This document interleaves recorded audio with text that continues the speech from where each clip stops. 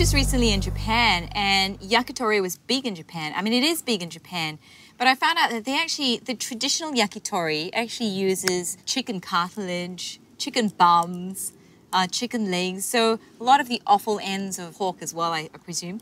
But it's great because it gave me a sense of authenticity in terms of what I'm about to do as well. Satay, very similar, all on a stick, and it's done over a barbecue. Cold is the way to go. So that's what we're going to do today. I've got some satay pork here that I've already previously marinated. What we do with the marinade is actually put peanuts through it. So it just gives it a bit of richness and texture as well. So I'm going to show you how we thread it through. It's really important for these sticks to be soaked in water so that when you actually put it over the hot area, it doesn't burn.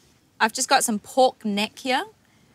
Pork neck's a really good cut to use for this because it's got a little bit of fat. Fat in moderation is good. It adds flavor to your dish. So I'm just going to thread these through. And they've been marinated in lemongrass, shallots, eschalots. Yellowness comes from the turmeric. We've got coriander, ground coriander, a bit of cumin. Fantastic. All right.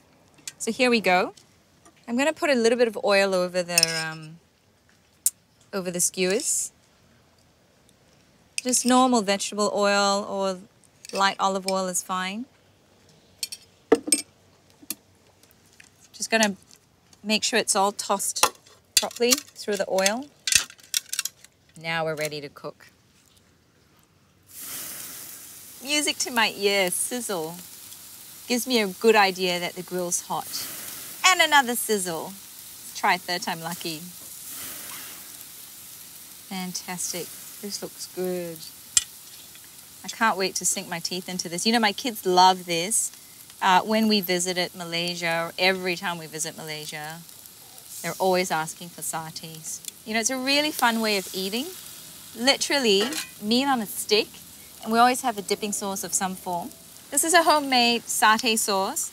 I like making my own satay sauce. And of course, if you're in a rush, you can buy the store-bought, but making your own is just so much better. I kept the peanuts quite coarse, so when you actually dip it into the sauce, it's not just the meat that you're eating.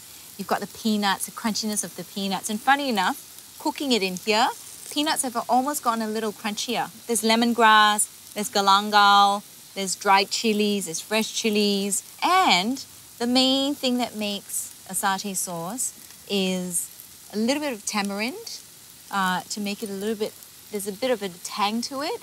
And then sugar and salt. That's it. It's easy. So I'm just going to put this on the heat shortly. Let's see how these little fellas are going. Oh, look at that. A little bit of brown going there. And the flame is perfect. I'm going to put this, actually I'm going to put it over this side because there's a bit of a stronger flame over here. I'm going to keep it there. Might need a little bit more oil.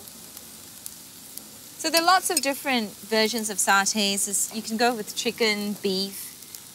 In Singapore, they use mutton sometimes.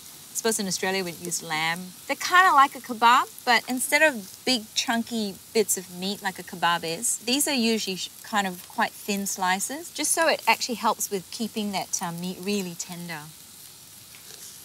So the satay man usually has a little fan. I left mine at home. So we're going to use this.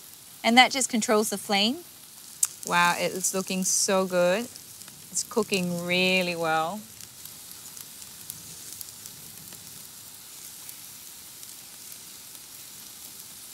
So I'm just going to give this a stir. The satay sauce is bubbling a little. This pan is great, by the way. It's a cast iron pan, specifically for Indian pancakes, and it conducts heat really well, so I thought it'd be nice to put it over the coals.